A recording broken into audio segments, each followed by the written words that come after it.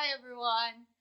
Good morning, or good day, good afternoon, and good evening, wherever you are in this world. So, today we're going on a bit of a drive. It's a 2 hour drive, so it's a long drive. And we are going to collect a box of salmon from a friend of mine who works in a fish company or seafood company. All right. So, just to give you a bit of a background, I live in New Brunswick. New Brunswick is a province in the eastern part of Canada. We are bordering Quebec and Nova Scotia, and I can say that New Brunswick is the less prominent provinces, one of the less prominent provinces in Canada. Most commonly, if you ask people about Canada or provinces they know about Canada, they definitely say Ontario, Alberta, BC, and New Brunswick is essentially not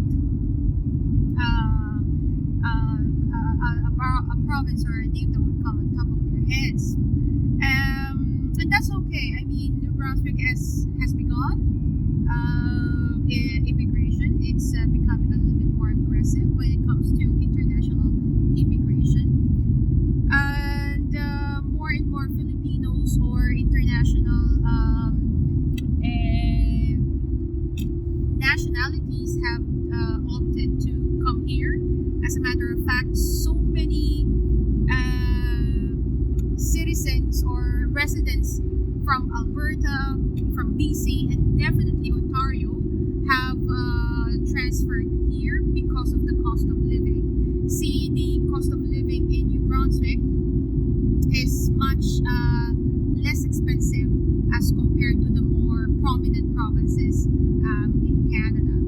So let me just show you a bit of what New Brunswick is. In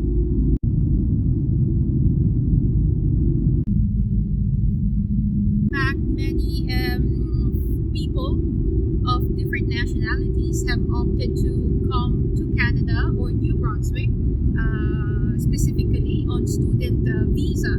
See, student visa is another way to gain permanent residency in Canada. So from being a student, they finish their courses, they find a job, and from their job they apply for permanent residency through the nomination of the province or nomination of the company that they work for, and that's through the student visa. I do know personally people who came here from various parts of the world to study and be a permanent resident here, and a lot of them have indeed gained their permanent residency through student visa.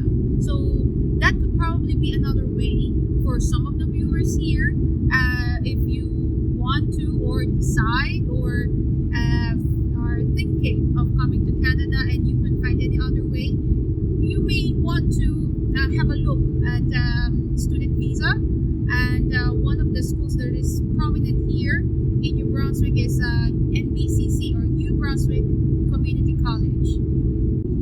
So one of the reasons that I decided to move to Canada is the quality of social services that they have here.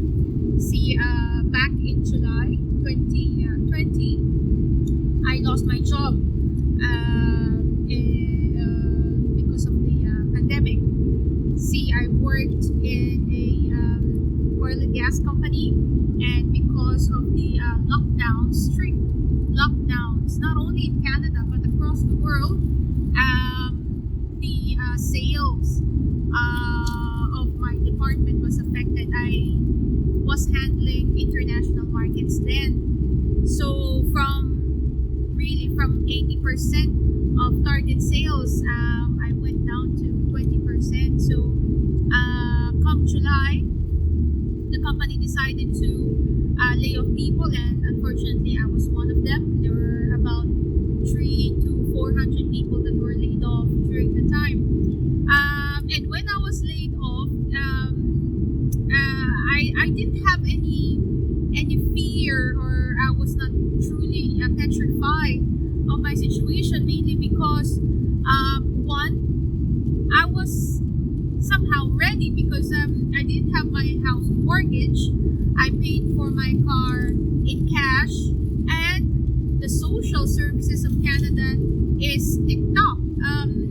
There is an assistance called employment insurance, and on a monthly basis, I received $2,000 from July until I found a new job, which was in January last month. So we are going for a pit stop. We have to fuel up. I'll show you the company that I used to work for. It's the company I was telling you about, the one that I used to work for back last year.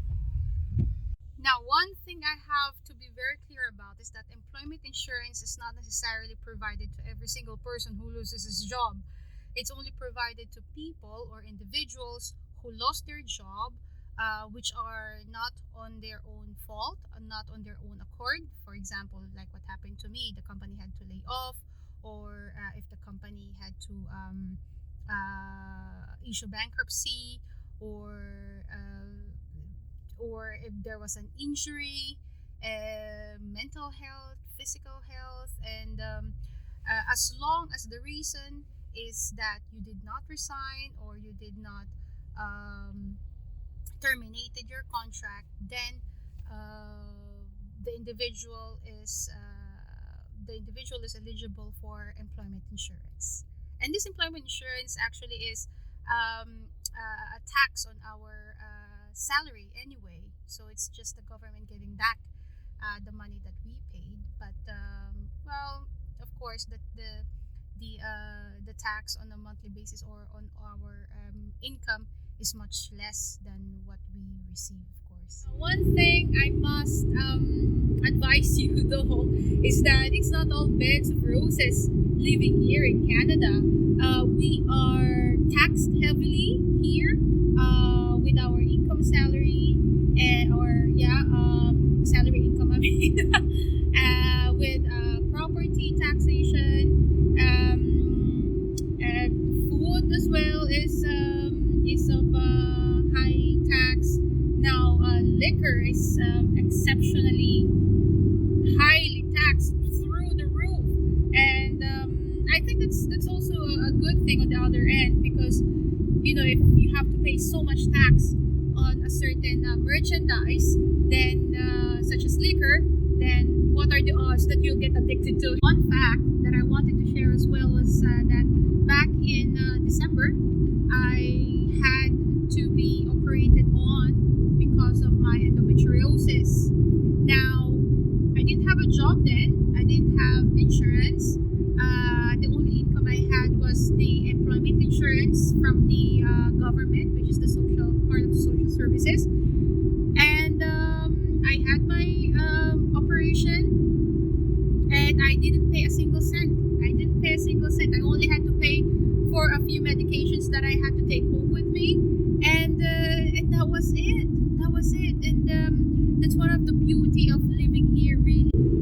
I must add that as part of the social services here in Canada, I do have a nurse who visits me 3 times a week to clean up on my surgery, on my incision. Only terminate the service as soon as they see or have evaluated that I am indeed already healed.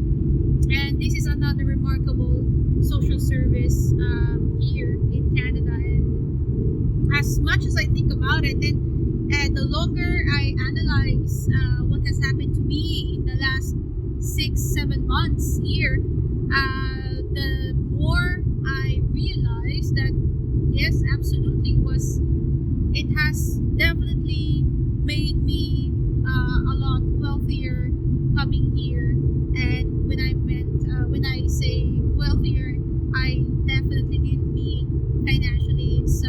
It's more